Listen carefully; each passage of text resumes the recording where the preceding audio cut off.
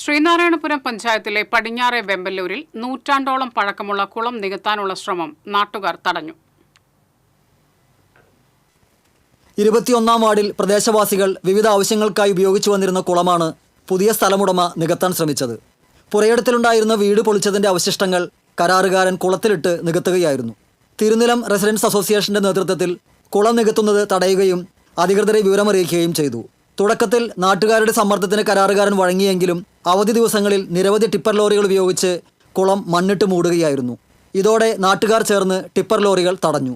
വണ്ടി തടഞ്ഞു, ട്രിപ്പർ തടഞ്ഞ് ഇനി നിർത്താൻ പറ്റില്ല. ഇത് ഒരു തരം ഇത് പഴയ പൂർവ്വസ്ഥിതിയിലേക്ക് കുളമാക്കണം. കാരണം ഈ പ്രദേശത്തെ ഒരുപാട് ആളുകൾ കുടിവെള്ളത്തിന് പോലും ബുദ്ധിമുട്ടുന്ന സ്ഥിതിയുണ്ട്. പല കിണറുകളും വറ്റിക്കൊണ്ടിരിക്കുകയാണ്. കിണറിൽ ജലസ്രോതസ് നഷ്ടപ്പെട്ടുകൊണ്ടിരിക്കുകയാണ്. ഇത്തരം ജലസ്രോതസ്സുകൾ നികത്ത് നശിപ്പിക്കുകയൊക്കെ ചെയ്തതിൻ്റെ ഭാഗമായി വർഷക്കാലങ്ങളിൽ ഭയങ്കര വെള്ളക്കെട്ടും പ്രശ്നവും വരിക, പല വീടുകളിലും കഞ്ഞി വയ്ക്കാനും കിടക്കാനും പറ്റാത്ത അവസ്ഥ വരിക. അപ്പം അതുകൊണ്ട് തന്നെ ഇത് നികത്താൻ പാടില്ല എന്ന് തീർത്തു പറയും, അതനുസരിച്ച് കാര്യങ്ങൾ ചെയ്യുകയും ചെയ്തു.